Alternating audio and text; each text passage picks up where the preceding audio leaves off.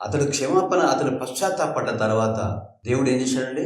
క్షమించి అతన్ని తిరిగి రిస్టోర్ చేసిన తర్వాత అతను మళ్ళా తన సింహాసనం మీద కూర్చున్నాడు. అవునా? అతని కిందికి మళ్ళా తన పని వాళ్ళు వచ్చారు, మళ్ళా తన సైనికులు వచ్చారు.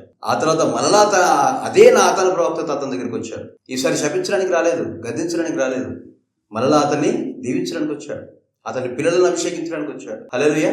Everything was restored when God forgive. దేవుడు ఎప్పుడైతే క్షమించాడో దావీదుకు సమస్తం కూడా తిరిగి సమకూర్చబడ్డాయి. అతడు పరలోకంలో అంగీకరించబడ్డాడు. తర్వాత అపోస్తులైన పౌలు అతని విశ్వాస వీరుల జాబితాలు రాస్తున్నప్పుడు దావీదు గురించి అంటాడు, దావీదు దేవుని యొక్క హృదయానుసారి అని పిలువబడ్డాడని చెప్తారు. హల్లెలూయా.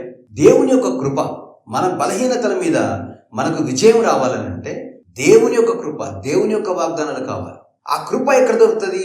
ఆయన సన్నిధి నువ్వు వెతికినప్పుడు, ఆయన వాక్యం చదువుతున్నప్పుడు ఆయన సన్నిధిని వెతుకుతున్నావు, ఆయన ప్రార్థన చేస్తున్నప్పుడు ఆయన సన్నిధిని వెతుకుతున్నావు, మంచి స్థుతి గీతం వెతుకుని ఆయన ఆరాధిస్తున్నప్పుడు ఆయన సన్నిధిని వెతుకుతున్నావు, ఆయన సన్నిధిలో నిలిచి ఉన్నావు, ఆయన సన్నిధిలో దొరుకుతుంది నీకు కృప. హల్లెలూయా. ఆయన సన్నిధిలో నీకు దొరుకుతుంది కృప. ఒకసారి దేవుడు నిన్ను క్షమించాక, దేవుడు నిన్ను తిరిగి కట్టాక, నీ చుట్టూన్న వ్యక్తులు, ముఖ్యంగా నువ్వు పతనమైనప్పుడు, నువ్వు ఓడిపోయినప్పుడు నిన్ను చూసిన జనాలు, నిన్ను చూసి నవ్విన జనాలు, వారు నోరెళ్ళ పెట్టడం తప్ప, ఆశ్చర్యపోవడం తప్ప, సిగ్గుపడి మళ్ళా నీ దిక్కు చూడకుండా వెళ్ళిపోవడం తప్ప, అవునా, నీ శత్రువులకైతే మరో మార్గం ఉండదు. దేవుడు ఆ స్థాయిలో రిస్టోర్ చేస్తాడు. కావాల్సిందల్లా నిజమైన పశ్చాత్తాపం. నిజమైన పశ్చాత్తాపం నేను మారుమనసులోకి నడిపిస్తాను. అది మారుమనసులోకి నడిపించడమే కాకుండా దేవుని యొద్ద నీకు కావాల్సినంత సంపూర్ణమైన మొత్తంలో నీ కోసము దేవుని యొక్క క్షమాపణ తీసుకొస్తాడు. ఎప్పుడైతే దేవుని యొక్క క్షమాపణ నీకు దొరుకుతుందో, ఆ క్షమాపణతో పాటే, క్షమాపణ రిస్టరేషన్ రెండు అక్కచెల్లడు. క్షమాపణ వచ్చిందంటే దాని వెంటనే రిస్టరేషన్ వస్తుంది. హల్లెలూయా. ఫర్గివ్నెస్ వచ్చిందంటే దాని వెంటనే బుట్ట పట్టుకొని వచ్చేస్తుంది రిస్టరేషన్. దాంట్లో ఆ బుట్టలో నీకు ఆశీర్వాదాలు. హల్లెలూయా.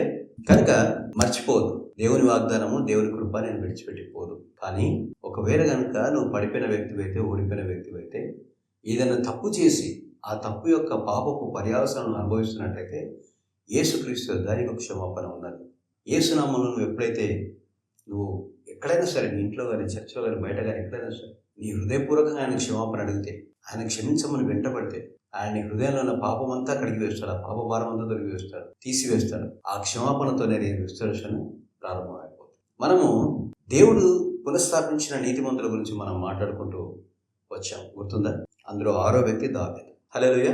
దావీదు చూసిన పతనాన్ని, అతడు అనుభవించిన కష్టాన్ని, దేవుని వైపు అతడు తిరిగిన విధానాన్ని, అతడు తిరగగానే దేవుడు అతను ఆదుకున్న విధానాన్ని నువ్వు మర్చిపోవద్దు. ఎందుకు? అదే దేవుని కృప, అదే మనసున్న దేవుడు నీకు ఉన్నాడు.